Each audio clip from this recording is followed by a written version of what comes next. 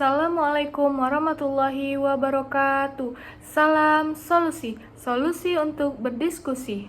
Perkenalkan, saya Kalisa Naswa Salsabila Saraan dengan NIM 0601232049, Prodi Ilmu Perpustakaan, Fakultas Ilmu Sosial, Universitas Islam Negeri Sumatera Utara.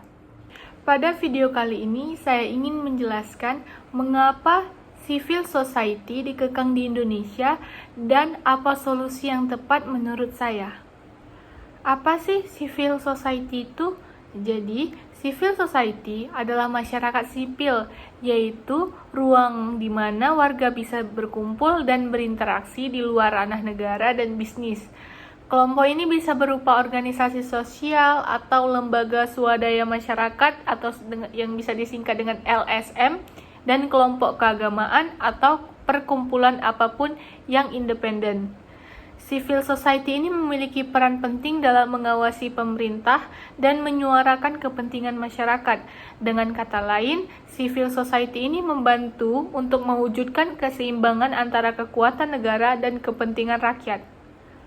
Ada beberapa macam organisasi dalam civil society ini. Yang pertama yaitu ada organisasi non-pemerintahan atau NGO, kemudian ada komunitas lokal, kemudian ada serikat pekerjaan, kelompok advokasi, badan amal, organisasi berbasis agama, asosiasi profesional, dan gerakan sosial.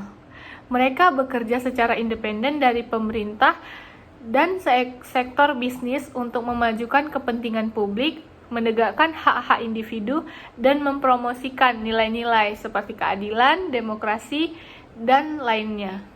Apa sih fungsi dan peran dari civil society ini? Jadi, masyarakat sipil mengajak warga untuk aktif dalam berpartisipasi untuk kehidupan politik dan sosial. Kemudian, masyarakat sipil mendukung keadilan sosial dengan bekerja melawan ketidakadilan, diskriminasi, dan ketidaksetaraan dalam berbagai bentuk. Selanjutnya ada mereka mengedukasi masyarakat tentang isu-isu penting dan meningkatkan kesadaran tentang hak-hak dan tanggung jawab warga negara. Dan yang terakhir, dalam beberapa kasus, organisasi masyarakat sipil mengisi kekosongan yang ditinggalkan oleh pemerintah dengan menyediakan layanan penting seperti bantuan kesehatan, pendidikan, dan kemanusiaan. Kenapa sih civil society ini dikekang di Indonesia? Karena masyarakat sipil atau civil society ini penting bagi demokrasi yang sehat karena berperan sebagai pengatur, pemberi informasi, dan penjaga kepentingan publik. Tetapi dalam beberapa kasus, masyarakat sipil di Indonesia menghadapi berbagai bentuk pengekangan, yaitu ada pengekangan terhadap peraturan, yaitu pemerintahan memberlakukan peraturan yang membatasi ruang lingkup organisasi masyarakat sipil, termasuk struktur administratif yang kompleks, persyaratan, aturan, pendanaan yang ketat, dan pengawasan yang berlebihan. Yang kedua, yaitu ada aktivis dan organisasi masyarakat sipil yang sering diancam terhadap keamanan nasional dan stabilitas politik. Hal ini dapat mengarah pada kriminalisasi terhadap aktivis, oposisi, dan pemimpin organisasi. Yang ketiga, ada pemerintah dan aparat keamanan dapat mengancam, menangkap, dan menahan tanpa proses hukum siapapun atau entitas yang dianggap menentang kebijakan pemerintahan.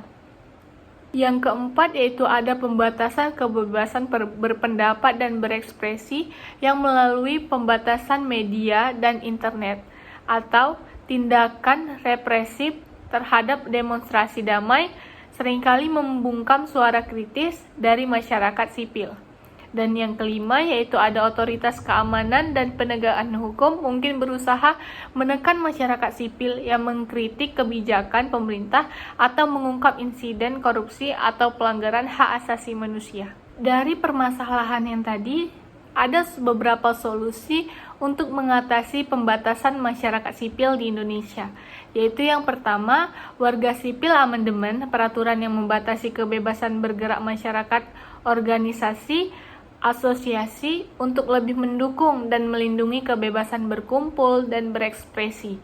Peraturan harus transparan dan adil, serta tidak mempersulit keberadaan dan berfungsinya organisasi masyarakat sipil. Yang kedua, para penegak hukum harus memperkuat perlindungan hukum bagi aktivis dan organisasi masyarakat sipil, yang termasuk menjamin hak atas kebebasan berekspresi dan perlindungan dari ancaman atau tindakan kriminalisasi yang tidak berdasar. Yang ketiga, harus meningkatnya kesadaran masyarakat bahwa pentingnya masyarakat sipil ini dalam demokrasi. Pendidikan kewarganegaraan harus menekankan peran dan hak masyarakat sipil dan bagaimana masyarakat dalam berpartisipasi aktif dalam proses politik. Yang keempat, harus mendukung pers yang bebas dan media independen untuk memastikan liputan yang adil dan komprehensif atau isu-isu yang diangkat oleh masyarakat sipil. Media juga berperan dalam memantau dan menyebarkan informasi yang akurat, harus akurat kepada masyarakat. Jangan pemberitaan yang makin memperkeruh keadaan.